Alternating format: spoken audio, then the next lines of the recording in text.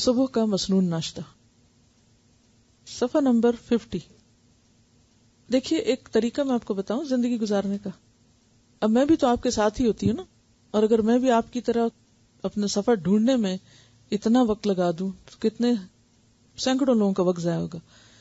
اس میں آپ دیکھیں کہ یہ جیسے اسٹیکی نوٹ ہے نا، بس ایک اسٹیکی نوٹ چھوٹا سا حصہ اس کا بس آپ وہاں پر نشانی کے طور پہ رکھ دیں، کیونکہ یہ گرتا نہیں، باقی چیزیں گر جاتی ہیں، اور پھر جب ایک دم کھلے گا اگلے دن اٹھا کے دوسری جگہ رکھ دیں، بالکل وقت ضائع نہیں ہوگا۔ ورنہ میں اکثر دیکھتی ہوں کہ بعض اوقات میں پڑھا رہی ہوتی ہوں اور آخر تک کچھ لوگ صرف ورک ڈھونڈ رہے ہوتے ہیں۔ شاباش، کچھ لوگوں کے تو اسٹیکر لگے ہوئے، گڈ۔ اچھا ایک اور طریقہ، پن بھی لگا سکتے ہیں آپ، یہ کلپ بھی لگا سکتے ہیں اگر اسٹیکی نوٹ نہیں تو۔ اور اس طرح آپ ہر سبجیکٹ کے لیے کریں، ہر پارے کے لیے، ہر اس کام کے لیے جس کو آپ روز کرتے ہیں۔ گھر میں اگر کوئی کتاب پڑھتے ہیں تو اس میں بھی، اور اگر یہ نوٹ نہیں ہے آپ کے پاس، یعنی یہ کاغذ نہیں ہے جو اسٹیکی پیپر ہے، تو آپ کوئی بھی پھر کاغذ لے لیں، لیکن نشانی رکھنا ضروری ہے۔ اچھا جناب، صبح کا مسنون ناشتہ، اس کے پڑھنے کی کیا ضرورت ہے اور کیا یہ دین کا حصہ ہے؟ کیسے؟ سنت تو ہے، ناشتہ تو ہم سارے کرتے ہیں، لیکن اس ناشتے کے پڑھنے کی ضرورت کیا ہے؟ صحت کے لیے اور سنت سے محبت کی وجہ سے، اور کوئی وجہ؟ آپ صلی اللہ علیہ وسلم کے ہر کام میں حکمت تھی۔ ان کنتم تحبون اللہ فاتبعونی۔ دیکھیے یہ سب باتیں بالکل درست ہیں، آپ میں سے سب نے درست فرمایا۔ بات یہ ہے کہ جب کورس شروع کرایا گیا تھا تو آپ کو اس کورس کے کرنے یا اس دین کے پڑھنے کا فائدہ یا مقاصد بتائے گئے تھے، اور وہ مقاصد کیا تھے؟ یعنی آپ کے اس کورس کا یا دین پڑھنے کا کیا فائدہ، کیا مقصد، کیا چاہیے؟ ٹھیک ہے، ربانی بننا، فائن، بہت اچھا، ربانی بننا ہے، فائن، الحمدللہ۔ ربانی کون ہوتا ہے؟ جس کا رب سے گہرا تعلق ہو، یعنی جو ہر کام رب کے لیے کرے، ربانی وہ ہوتا ہے جو رب والا ہو، جو ہر چیز میں اپنے رب کو یاد رکھے۔ ٹھیک ہے، فائن۔ ربانی بننے کے لیے، ربانی بننے کے لیے پھر آپ کو کیا کیا کرنا پڑتا ہے؟ یعنی کورس آپ کر رہے ہیں، اس کو پھر سے دہرا لیتے ہیں، کیونکہ انسان اپنے مقصد کو بھول جائے تو ڈائریکشن لیس ہو جاتا ہے، ادھر ادھر بھٹکنے لگتا ہے۔ تو ہم نے اپنی ڈائریکشن یا اپنے مقصد کو نہیں بھولنا۔ ہم یہ سارا کچھ پڑھ رہے ہیں ایک مقصد کے لیے، اور وہ ہے ربانی بننا، یعنی ہمیں جس نے پیدا کیا ہے، جس نے یہاں بھیجا ہے، اور جس کی طرف ہم نے واپس جانا ہے، اور جس نے ہمیں یہ سب کچھ دیا ہے، ہمیں سب سے بڑھ کر اس کا وفادار بننا ہے۔ ٹھیک ہے، سب سے بڑھ کر اس کا وفادار بننا ہے۔ کیا یہ بات درست بننا چاہیے یا نہیں؟ یا اس سے بڑھ کر کسی اور کا بننا چاہیے؟ کسی اور نے ہم پر احسان نہیں کیا تو ہمیں اسی کا بننا، اور اسی میں ہماری خیر و بھلائی ہے، اور اگر ہم یہ نہیں بنے تو اسی میں ہمارا نقصان ہے۔ چلیے ٹھیک ہے، ہم سب نے خوشی خوشی اپنی زندگی کا یہ مقصد مقرر کر لیا کہ ہمیں ربانی بننا، یا ہمیں چھوڑے مجھے ربانی بننا ہے۔ ٹھیک ہے، اب ربانی بننے کے لیے آپ کو کچھ مرحلے طے کرنے پڑیں گے، کچھ سیڑھیاں چڑھنی پڑیں گی، کچھ ضروری کام کرنے پڑیں گے، اور اگر آپ نے وہ کام نہ کیے تو آپ ربانی بن نہیں سکتے۔ ان کاموں میں اپنی ذات سے لے کر آس پاس کے لوگوں سے لے کر پورے معاشرے، سوسائٹی اور پوری دنیا کے لوگوں اور ہر چیز سے ہمارا تعلق درست ہونا چاہیے، کیونکہ یہ ساری چیزیں ہمیں مدد دیتی ہیں اللہ تک جانے میں۔ جب تک ہمارا ان چیزوں کے ساتھ واسطہ اور تعلق درست نہیں ہوگا تو بات نہیں بنے گی۔ اس کے لیے ہمیں اپنی زندگی کے مختلف پہلوؤں کو آرگنائز کرنا ہے اور سنت کے مطابق کرنا ہے، جس میں جسمانی پہلو بھی ہے، روحانی پہلو بھی ہے، ذہنی بھی ہے، جذباتی ہے، سماجی ہے یا معاشرتی ہے۔ ان سارے پہلوؤں پر جو اسلام کی ہدایات ہیں ان کو فالو کرنا ہے۔ تو اسلام ہمیں صرف نماز پڑھنے کا طریقہ نہیں سکھاتا، وہ یہ بھی سکھاتا ہے کہ کس طرح صاف ستھرے رہو، وہ یہ بھی سکھاتا ہے کہ گھر میں کیسے داخل ہو اور گھر سے باہر کیسے جاؤ، وہ یہ بھی سکھاتا ہے کہ تمہاری خوراک کیسی ہو کہ جس کی وجہ سے تم صحت مند رہو۔ مجھے یہ بتائیے کہ اگر کوئی شخص صحت مند نہیں ہے، ایکٹیو نہیں ہے، اس میں طاقت نہیں ہے، وہ ربانی بن سکتا ہے؟ اسے اپنی جان سے ہی نہیں ہوش، وہ سو کے اٹھ نہیں سکتا، وہ چل پھر نہیں سکتا، وہ کسی کام کے لائق نہیں، اس نے کیا کرنا ہے؟ وہ تو کچھ بھی نہیں کر سکتا۔ تو ربانی بننے کے لیے آپ کو کیا چاہیے؟ سخت محنت چاہیے۔ سخت محنت کا کام ہے، یہ آسان نہیں ہے کہ آپ نے تمنا کی اور آپ بن گئے۔ محنت چاہیے، محنت کرنے کے لیے آپ کو صحت چاہیے، صحت کے لیے آپ کو اپنی عادات کو درست کرنا ضروری ہے، اور ان عادات میں کھانا پینا بھی شامل ہے، اور کھانا پینا بھی ایک عبادت ہے۔ اسی لیے سورۃ البقرہ میں لیس البر کی جہاں بات آئی تھی اور امت وسط کی جو ذمہ داریوں کی بات آئی تھی، تو پہلا حکم کیا ملا تھا؟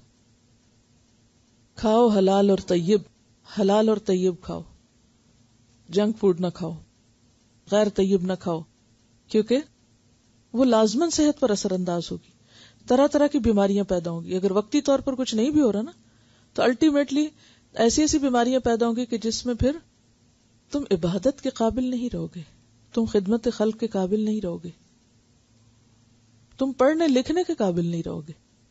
تو ربانی بننے کے لیے علم ضروری ہے نا، تو اس کے لیے ضروری ہے کہ کچھ ایسی غذائیں، چاہے پسند ہو یا نہ ہو، کسی نہ کسی شکل میں جو طبیعت کو جتنی بھی موافق آتی ہوں، کچھ نہ کچھ اس میں سے ضرور لیا جائے، کیونکہ نبی صلی اللہ علیہ وسلم کو جو کچھ یہ سکھایا گیا یہ وحی الہی پر مبنی ہے۔ باقی طب اور سائنس اور میڈیسن جو ہے انسانوں کے تجربے اور مشاہدے پر مشتمل ہے۔ وہ تجربہ اور مشاہدہ صحیح بھی ہوتا ہے، اور بعض اوقات آپ نے دیکھا ہوگا کہ ہر تھوڑے عرصے کے بعد تبدیل کر دیتے ہیں، ٹھیک، لیکن جو چیز وحی الہی سے ثابت ہے، نازل ہے، وہ جھوٹی نہیں ہو سکتی۔ جیسے ایک شخص آیا، اس کے پیٹ میں تکلیف تھی، آپ نے کہا شہد پیو، اس کی تکلیف بڑھ گئی، آپ نے کہا کہ اللہ کی بات جھوٹی نہیں ہو سکتی، تمہارا پیٹ جھوٹا ہو سکتا ہے، اللہ کی بات جھوٹی نہیں ہو سکتی، تم اسے پیتے رہو۔ اور ہوا یہ کہ اسی سے پہلے زیادہ خراب ہوئی، بیماری بڑھی، ساری جسم کی صفائی ہوئی، اور پھر اسی سے صحت بھی ہو گئی۔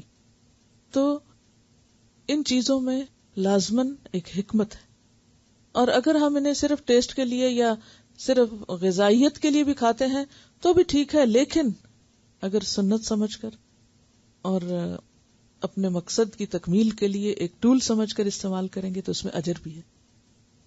تو بھائی کہ ایک کام صرف ہم ٹیسٹ کے لیے کریں یا وقتی فائدے کے لیے کریں، کیوں نہ ہم اس کو بڑے فائدے کے لیے کریں، اور وہ بڑا فائدہ کیا ہے؟ اجر، آخرت کا فائدہ۔ کر ہم دنیا کا کام رہے ہیں، کھا پی رہے ہیں اور ساتھ ثواب بھی کما رہے ہیں، تو یہی عقل مندی ہے نا، یہی حکمت ہے۔ ترمذی کی روایت میں ہے، آپ صلی اللہ علیہ وسلم صبح پانی میں شہد ملا کر پیا کرتے تھے، یہ پیٹ کی تمام بیماریوں کا بہترین علاج ہے۔ اگر روزانہ 1 کپ نیم گرم پانی میں 1 بڑا چمچہ خالص شہد ملا کر نہار منہ پیا جائے، اس سے وزن اور پیٹ بھی کم ہوتا ہے۔ نمبر 2، نبیذ تمر بھی آپ پیتے تھے۔ نبیذ تمر، تمر کہتے ہیں کھجور کو۔ نبیذ تمر 7 چھہارے یا کھجوریں رات کو 1 گلاس پانی میں کسی مٹی کے برتن میں ڈال کر رکھ دیں اور صبح پانی پی لیں، اور چاہیں تو کھجوریں یا چھہارے بھی کھا لیں۔ یہ مکمل ناشتہ بھی ہے اور صحت کا راز بھی ہے۔ اب اس میں آپ دیکھیے کہ خالی پانی پی لیں تو بھی ٹھیک ہے، بعض لوگوں کو بہت کھجور کھانا جو ہے، اور خاص طور پر موسم کا اگر فرق ہو، کیونکہ ہر موسم میں ہر چیز اس مقدار میں بعض اوقات فائدہ نہیں دیتی، تو اس میں صرف اگر پانی پی لیا جائے تو وہ انرجی آ جائے گی، اور باقی جو اس کے اندر چیزیں ہیں وہ پوری کی پوری نہیں بھی باڈی میں آئیں گی تو بھی اس کا فائدہ ہو جائے گا۔ طب کا یہ اصول ہے کہ جو ٹھنڈے علاقے ہیں، یعنی ٹھنڈے علاقے ہیں، وہاں لوگوں کے معدے جو ہیں وہ گرم ہوتے ہیں، اور گرم علاقوں میں معدے کے اندر ٹھنڈک ہوتی ہے، لہذا گرم علاقوں میں گرم چیز کھانا فائدہ مند ہوتا ہے، جبکہ سرد علاقوں میں سرد چیز کھانا فائدہ مند ہے۔ اس میں آپ دیکھیے کہ اب سعودی عرب ہے، کتنا گرم علاقہ ہے، کھجور پیدا ہی کہاں ہوتی ہے؟ گرم علاقوں۔ آم کب پیدا ہوتے ہیں؟ گرمیوں میں۔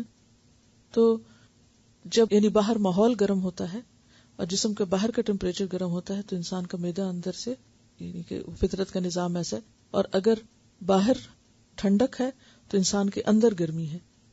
تو اگر انسان اندر اور باہر کو ایک طرح سے بیلنس رکھے تو وہ غذا اس کی صحت کے لیے فائدہ مند ہے۔ بہرحال پھر آپ دیکھیے کہ طب نبوی تو پورا ایک باب ہے، بے شمار احادیث ہیں اس میں، اور بے شمار چیزوں کے بارے میں آتا ہے، اور اس میں بعض اوقات کچھ چیزوں کے کمبینیشن بھی بتائے گئے ہیں کہ ایک چیز اگر ٹھنڈی تاثیر رکھتی ہے تو اس کے کمبینیشن میں اس کو دوسری کچھ گرم بھی ساتھ شامل ہو جائے۔ اسی طرح شہد اگر خالی لیا جائے، یعنی چاٹا جائے، تو اس کی تاثیر اور ہے، اور پانی میں ڈال کے لیا جائے تو اس کی تاثیر اور ہے۔ ایک حدیث سے پتہ چلتا ہے کہ اگر کوئی شخص ہر ماہ صرف 3 دن نہار منہ شہد چاٹ لیتا ہے، یعنی پانی میں ڈال کے نہیں پینا، ڈائریکٹ منہ میں ڈال لینا، چمچ سے ڈال لیں یا ویسے کسی چیز سے پی لیں یا ویسے، تو وہ ہر طرح کی بیماریوں سے بچا رہتا ہے، کہ شہد کے اندر ایسی چیزیں اللہ تعالیٰ نے ڈالی کہ وہ اندر جا کے سارے جرمز کو ایک طرح سے کل کرتے ہیں.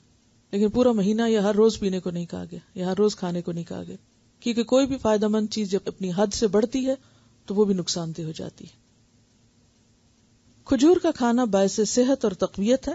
آپ نے فرمایا جو آدمی صبح 7 اجوا کھجوریں کھائے وہ اس دن زہر اور جادو کے نقصان سے محفوظ رہتا ہے. زہر کا نقصان تو سمجھ میں آتا ہے، جادو کا کیوں؟ جادو آپ دیکھیے کہ اگرچہ انسان کی روح پر اثر انداز ہوتا ہے، یعنی کلام کے طور پر انسان کے اندر زیادہ اثر انداز ہوتا ہے، دل پہ اثر انداز ہوتا ہے، تو اگر انسان کا جسم مضبوط ہے، یہ جسمانی قوت ہے انسان کے اندر، تو ایسی صورت میں شر کی قوتیں جو روحانی قوتیں ہیں یا جو روح پہ اثر انداز ہو سکتی ہیں وہ بھی کم اثر انداز ہوتی ہیں. روح اور جسم الگ الگ چیزیں نہیں ہیں، وہ ایک دوسرے کے اندر گندھی ہوئی ہیں، نام الگ ہیں، کام الگ ہیں، مگر وہ ایک دوسرے کے اندر بالکل اس طرح مکس ہیں جیسے آٹا گوندتے وقت آپ فلار میں پانی ڈال کے اس کو گوندھ دیتے. اب اس میں پانی بھی اور گندھا ہوا آٹا کیا ہوتا ہے؟ پانی ہوتا ہے نا اس میں، لیکن اگر آپ پانی کو الگ کرنا چاہیں اس میں سے نہیں کر سکتے کیونکہ وہ اس کے اندر وہ ہے. اسی طرح روح جو ہے نا ہمارے جسم کے اندر گندھی ہوئی ہے. یہی وجہ ہے کہ موت کی سختی بڑی شدید سختی ہوگی، یہ بہت شدت کی تکلیف ہے، کیونکہ بال بال میں سے اور ایک ایک حصے میں سے وہ روح جو ہے وہ نکلتی ہے. جیسے بال کھچے تو ایک ایک جگہ دکھتی ہے نا، تو اسی طرح وہ جسم کے اندر گندھی ہوئی ہے. تو جب وہ جسم سے الگ ہوتی ہے تو 2 طرح کے صدمے ہوتے ہیں، ایک تو وہ جدائی کا اور دوسرا اس پین اور تکلیف کا. یعنی اتنا عرصہ، اتنے سال جو 2 چیزیں اکٹھی رہیں، پھر وہ جب 2 الگ ہونے لگتی ہیں تو وہ روح کے لیے ایک صدمہ بھی ہوتا ہے کہ وہ اپنی جگہ چھوڑ کے جا رہی ہے، اور دوسرا یہ کہ اس نکلنے کی تکلیف بھی ہوتی. تو اسی لیے جو نزع کا عالم ہے وہ بڑا سخت وقت ہوتا ہے، اور اس کے لیے دعا بھی آپ صلی اللہ علیہ وسلم نے سکھائی ہے، اللہم اعنی علی غمرات الموت و سکرات الموت. یا اللہ مجھے موت کی سختیوں اور موت کی جو ہوشیاں ہیں، ڈبکیاں ہیں، ان سے محفوظ رکھنا، یعنی میرے لیے وہ مرحلہ آسان کر دینا. چلیے